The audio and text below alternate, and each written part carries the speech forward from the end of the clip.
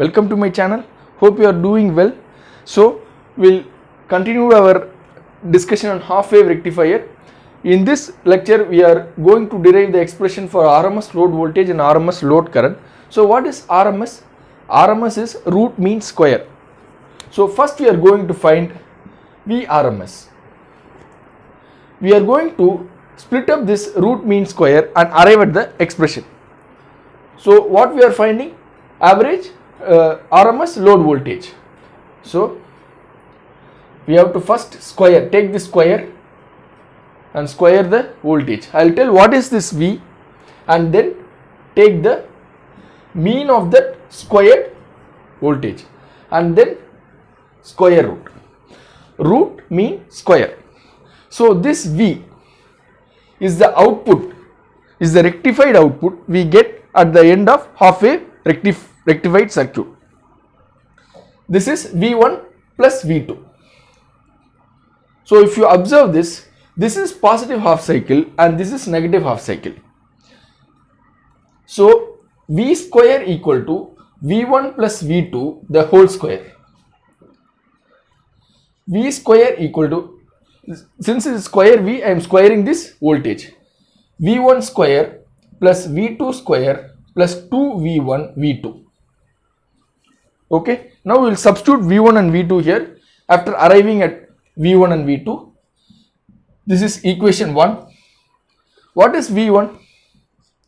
Vm sin omega t.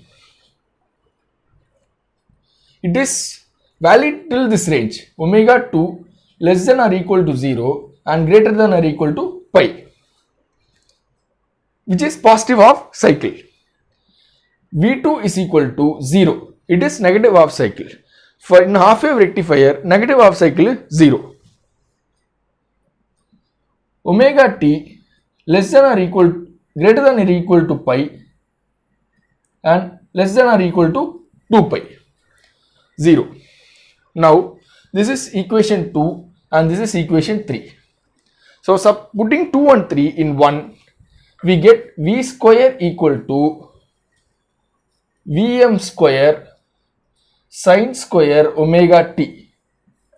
This is the square term we arrived, V square. So if we go further into the expression Vrms,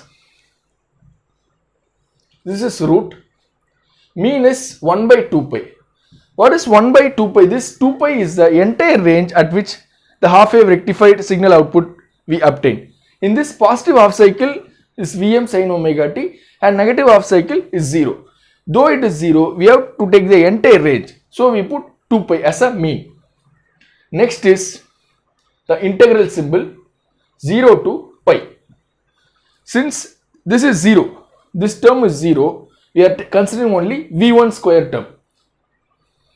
V1 square d omega t. So if you know the basic integral split up for V equal to 0 to pi V1 d omega t plus pi to 2 pi V2 d of omega t. Here this part is 0. So we are only taking this part. Okay. Next, substituting for V1. V1 is Vm sin omega t. So we write V square m sin square omega t d omega t. Never forget the root sign. So in solving the derivation in a hurry or out of some interest, you have a chance of forgetting this root sign. So again, moving further, we are taking V square m outside this integral since it is a constant, 0 to pi sin square omega t d omega t. D omega t.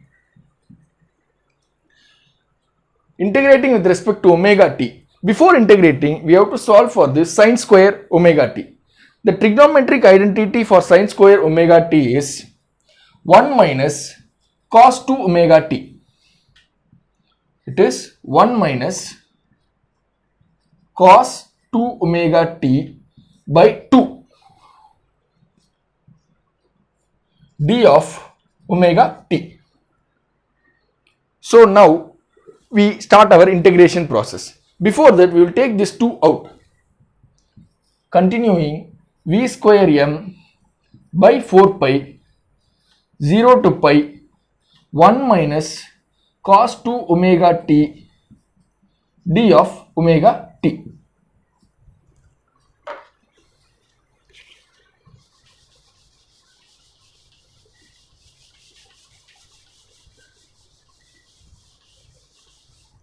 If we proceed further, we write it as v square m by 4 pi the whole root. If we integrate, we will be getting omega t minus sin 2 omega t by 2, applying the limits. So while applying the limits, if you substitute pi in omega t with respect to this term, you will get 0, sine term. 0 substituting, you will get 0. So you have to consider only this pi minus 0. Further simplifying, v square m, cutting off the pi term, you get v square m by 2, v square m by 4. Here 4 pi, again the 4 pi, 4 will be retained, root. So finally Vm by 2. Vm by 2.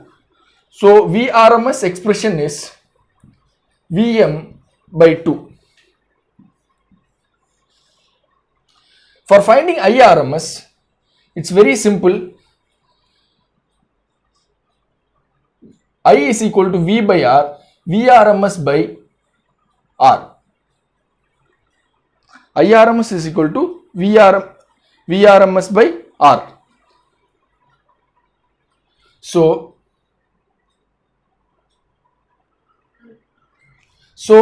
Irms equal to, substituting Vm by 2R here. So Vm by R equal to Im. So Irms equal to Im by 2. This Vm by R becomes Im. So here we got RMS load voltage and RMS load current. Vm by 2 and Im by 2 are the expressions for RMS load voltage and RMS load current of a half wave rectifier. Thank you.